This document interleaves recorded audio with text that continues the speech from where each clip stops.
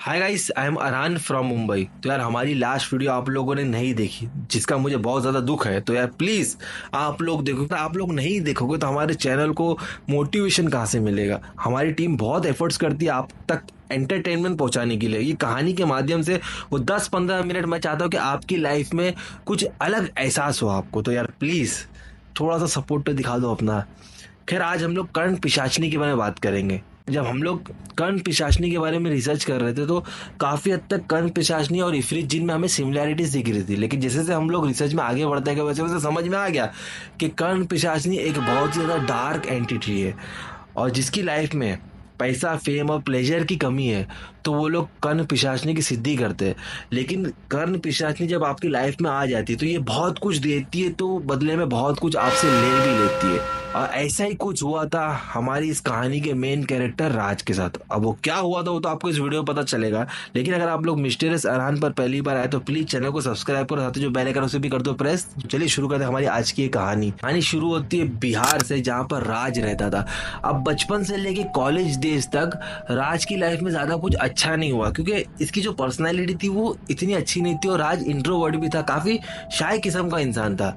तो वो ज्यादा लोगों से इंटरेक्ट भी नहीं करता था, इसी वजह से इसके ज्यादा दोस्त भी नहीं बने। लेकिन राज की एक बात अच्छी थी कि ये पढ़ाई में बहुत अच्छा था और घर की तरफ से भी इसको अच्छा खासा सपोर्ट मिलता था। अब राज के घर में इसके अलावा इसकी 3 बहनें थी और मम्मी पापा थे। खैर, अब बिहार में किसी तरह से इसने स्टडीज कंप्लीट किया, लेकिन उसको एक ही शिकायत थी कि कॉलेज में भी इससे कोई भी ज्यादा दोस्ती नहीं किया, ना ही इसकी कोई गर्लफ्रेंड बनी, क्योंकि ये खुद को हमेशा दूसरों से कम ही आंकता था। लेकिन हाँ, ये मूवीज देखता था तो हीरो में ये खुद को इमेजिन करता था और उसको ऐसा लगता था कि वो जो पर्दे पर हीरो है वो ये खुद है। तो कहीं ना कहीं वो अपनी जिंदगी वो जो मूवीज के दौरान ही थोड़ा बहुत जी लेता था। असल जिंदगी में ये बहुत ज्यादा टूट चुका था, डीमोटिवेट हो चुका था, मतलब जिंदगी से हार चुका था। खैर, अब बिहार से राज दिल्ली आता है नौकरी के लिए। यहाँ पर वो एक रूम रेंट पर लेता है और काफी स्ट्रगल करने के बाद राज को जॉब नहीं मिलती है। तो एक दिन डिसाइड करता है कि मैं कुछ दिन के लिए उत्तराखंड में हरिद्वार जाकर आता हूँ, भगवान से प्रार्थना करूंगा तो हो सकता है कि मेरी जिंदगी में अब जाके कुछ अच्छा हो जाए। तो वो अपने पापा से पैसा लेता है और हरिद्वार चला जाता है। अब वहां जाने के बाद तब वो उत्तराखंड में कहीं पर घूम रहा था, जंगल में शायद। तब दूर किसी आघोरी ने इसको देखा। अभी एकदम मायूसी से चल रहा, तो आघोरी इसको बुलाया कि इधर आ। तो ये गया। अब वो आघोरी ने इसके बारे में बता दिया कि तू अपनी लाइफ से बहुत ज्यादा परेशान है, तुझे अपनी लाइफ में जो चीज चाहिए वो तुझे मिल नहीं रही है। तो राज बोलता, आप तो सही बोल रहे हो कि मुझे अपनी लाइफ में पैसा चाहिए, फेम चाहिए, लोग मुझसे बात करे, कोई मुझसे प्यार करे, वगैरह वगैरह। बहुत सारे उसकी जो चीजें थी वो सब कुछ उसने आघोरी के सामने बता दिया। तो आघोरी बोला कि तेरा सब कुछ पूरा हो सकता है, बस तुझे एक सिद्धि करनी पड़ेगी। तो राज बोला कि आप जो बोलोगे वो मैं करूंगा, बस मेरे को जो चाहिए वो मुझे मिल जाना चाहिए। तो आघोरी बोला था ठीक है, मैं तुझे सिखाता हूँ, लेकिन तुझे बहुत कुछ मिलेगा, लेकिन बदले में तेरा बहुत कुछ जा भी सकता है। तो बोला मुझे सब मंजूर है, बस मुझे आप किसी भी तरह से वो सारी चीजें दिला दो। अब राज उस आघोरी के साथ लगभग 1 से 1.5 साल वहीं पर उसके साथ ही रहा। अब इस दौरान वो अपने घर पर फोन करके बोलता है कि मुझे काम मिल गया है उत्तराखंड में और ये मैं यहीं पे काम कर रहा हूँ।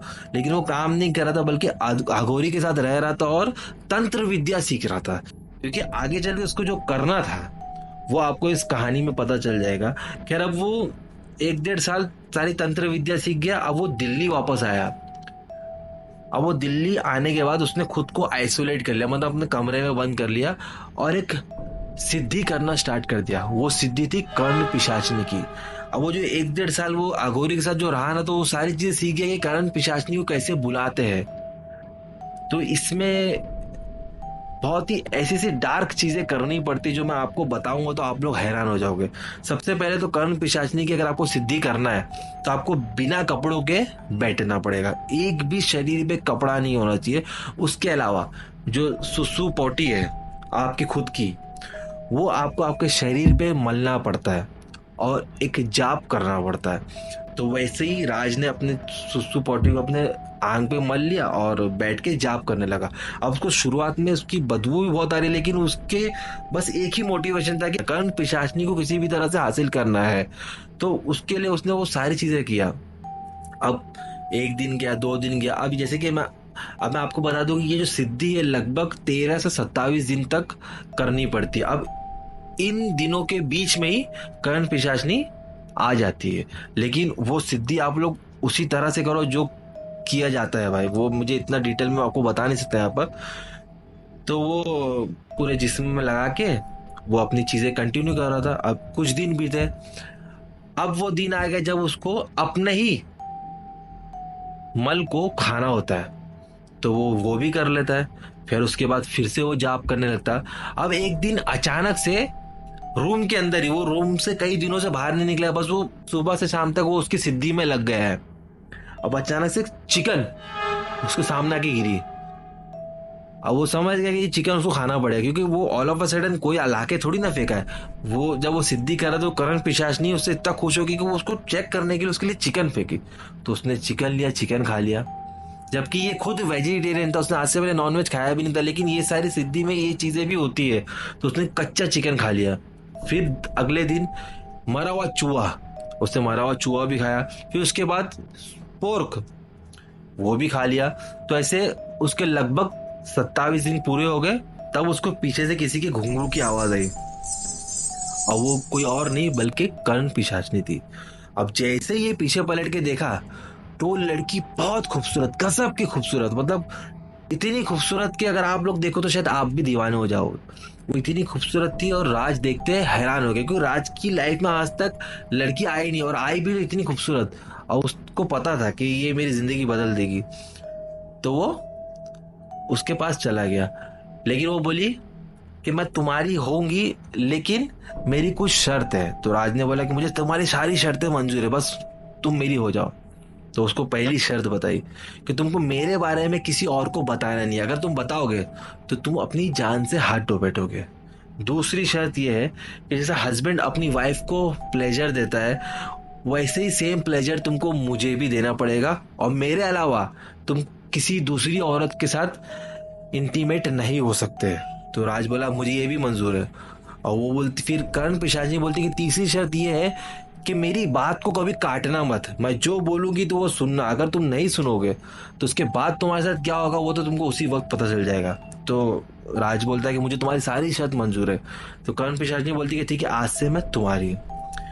अब उस दिन से राज एकदम खुश हो जाता है। अब वो कंटिन्यूस 3 दिन तक कमरे से बाहर नहीं निकलता, सिर्फ कर्ण पिशाचिनी के साथ इंटीमेट होता है। 3 दिन कंटिन्यू कुछ खाता है नहीं, सिर्फ सुबह शाम बस वो इंटीमेट ही होता रहता है। और जब वो मिरर में खुद को देखता है, अब वो पहले से ज्यादा हैंडसम खुद को नजर आता है एकदम। मतलब वो आज से पहले ऐसा कभी लगा ही नहीं, लेकिन कर्ण पिशाचिनी के आने के बाद वो एकदम ज्यादा हैंडसम हो गया। वो जब मिरर में देखता है तो वो खुद को पहचान नहीं पाता कि वो इतना हैंडसम कैसे हो सकता है। खैर उसके अलावा जब वो जेब में हाथ डालता है तो पैसे ही पैसे। कुछ दिन बाद वो सोचता है कि आज मैं रात को बाहर घूमने जाऊंगा। तो वो एकदम तैयार होके बाहर घूमने जाता है। अब वो देखता है कि लोग उसको बहुत अजीब तरह से देख रहे हैं। आज से पहले उसको कोई लोग देखते नहीं थे, लेकिन आज सब देख रहे हैं, हैरानी की नजर से देख रहे हैं। तो वो खुद सोचता है, लगता है मैं बहुत ज्यादा हैंडसम दिख रहा हूँ, इसके लिए लोग मुझे देख रहे, तो वो और खुश हो जाता। तब वो एक चिकन शॉप के बाजू से गुजरता तो उसकी नाक में स्मेल आती है। तो 3-4 किलो चिकन खरीद लेता है, घर पे जाके एकदम जानवर की तरह चिकन खाता है। और उसके अलावा जो मैं चीज तुमको बताना भूल गया कि जब से कर्ण पिशाच ने उसकी जिंदगी में आई है, रोज रात को उसको कोई ना कोई जानवर खाने का मन करता है, वो भी कच्चा। और ये सारी चीजें वो कर्ण पिशाची खुद ही उसके लिए लेके आती, कभी चूहा, कभी खरगोश, कभी बिल्ली, कभी कुत्ता। तो अब वो चिकन लेके आ गया। खैर फिर वो कुछ दिन तक अपने रूम में ही बंद रहा, और वो कर्ण पिशाच के साथ इंटीमेट होता रहा। अब घर वालों को उसने, जब से कर्ण पिशाच लाइफ में आई थी, उसने घर वालों को कॉल ही नहीं किया था, मतलब मोबाइल को स्विच ऑफ ही कर दिया था। अब घर वाले बिहार में परेशान हो रहे कि हमारा बेटा इतने दिनों से कहाँ है, क्योंकि जब वो वहाँ उत्तराखंड में था तब तो वो डेली कॉल करता था, लेकिन जब यहाँ आ गया तो इसने बताया तक नहीं और स्विच ऑफ कर दिया। तो घर वाले परेशान, और घर वाले उसको पता करते करते दिल्ली पहुंच गए। घर के पिताजी और उसकी एक बहन दिल्ली के उसके घर पे है, दरवाजा नॉक किए। तो ये दरवाजा खोलता है, बहन और पिताजी को देख के थोड़ा डर जाता है, लेकिन अब इसको कॉन्फिडेंस आता है लाइफ में कि नहीं, अब मुझे कोई डरने की जरूरत नहीं है। तो बोलता है अरे दीदी, पिताजी आप। तो उसके पिताजी और दीदी देख के हैरान हो जाते हैं, क्योंकि अब पता चलता है कि राज को ऐसा लग रहा है कि ये बहुत ज्यादा हैंडसम हो गया, लेकिन एक्चुअली राज की हालत बहुत ज्यादा खराब हो गई थी। क्योंकि जब वो खुद को मिरर में देखता है तो वो अपने आप को एकदम हैंडसम पाता है, लेकिन रियल में वो पूरा गंजा हो गया था, पूरे उसकी झुर्रियां लटक गई थी। मतलब मानो करण पिशाचनी रोज रात को उसका खून चूस रही थी। उसको लग रहा था कि वो इंटीमेट हो रही है, लेकिन रियल में वो उसका खून चूस रही थी, उसको अंदर अंदर खा रही थी, वो खत्म कर रही थी। उसकी बहन और उसके पापा देख के उसको पूरा डर जाते, बोलते ये क्या हालत बना दी तूने अपनी। तो बोला कुछ तो नहीं है, मैं तो एकदम फिट हूँ, एकदम हैंडसम लग रहा हूँ। मिरर में अपनी अपनी बहन को लेके जाके मिरर के सामने खड़ा होता, देखो मैं कितना खूबसूरत लग रहा हूँ। तो उसकी बहन बोली तुम खूबसूरत नहीं लग रहे हो, तुम बूढ़े लग रहे हो, तुम्हारी हालत पूरी खराब हो गई, तुम ऐसा लग रहा है कि तुमको कोई बीमारी हो गई है। तो बोलता ऐसा तो कुछ नहीं है। तो सिस्टर उसका फोटो खींचती है, फोटो में देखता तो पूरा गंजा, पूरा झुर्री लटकी हुई। वो खुद डर जाता कि ये कौन है। तो उसके घर वाले बोलते कि तुम्हारे साथ पिछले कुछ दिनों में किसा क्या हुआ है, तुम कहाँ गए थे, क्या हुआ तुम्हारे साथ। तब वो बता देता है कि मैं उत्तराखंड गया था, मुझे एक आघोरी मिला था, फिर मैंने तपस्या किया था, मुझे एक कर्ण पिशाचनी मिली।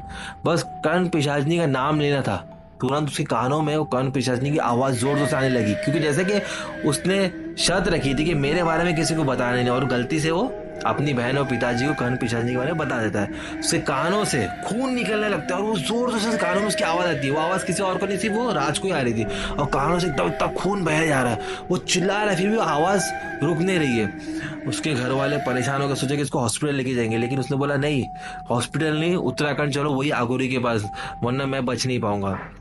तो उसके घर वाले तुरंत उसको उठाते उत्तराखंड लेके जाता है। उत्तराखंड वही आगोरी के पास जाता है। वहां जाके आगोरी इसको देख के समझ जाता है कि इससे गड़बड़ हो गई है। आगोरी बोलता है कि मैं समझ गया तुमको उसके शर्तों को तोड़ा है। तो वो बोलता है हाँ मुझसे गलती होगी, मुझे नहीं चाहिए, मैं बस किसी भी तरह से मुझे इससे छुटकारा दिला दो। लेकिन वो जो आगोरी था वो बोला कि ये जो कर्ण पिशाचनी वो इतनी ज्यादा पावरफुल है कि मैं भी कुछ नहीं कर सकता। उस रात को आघोरी ने बहुत कोशिश किया कर्ण पिशाचनी को राज की जिंदगी से हटाने के लिए, लेकिन वो बस उसके पीछे हाथ धो के बढ़ गई। वो रात राज की आखिरी रात थी, मतलब कर्ण पिशाचनी उसको लेके गायब हो गई। कहाँ चले गई कुछ पता ही नहीं चला। मतलब आज तक राज के घर वालों को ये पता नहीं चला कि उत्तराखंड के उस जंगल से राज उनके आंखों के सामने कहाँ गायब हो गया। तो अब आप लोग मुझे बताओ कि आप में से कितने लोगों को कर्ण पिशाचनी के बारे में पता था, और ऐसे कितने हैं जो ये सिद्धि करके उसको अपने पास बुलाना चाहते हैं। वो मुझे कमेंट सेक्शन में जरूर बताना। तो यार बस इस कहानी में इतना ही, मिलते हैं नेक्स्ट वीडियो में। दिल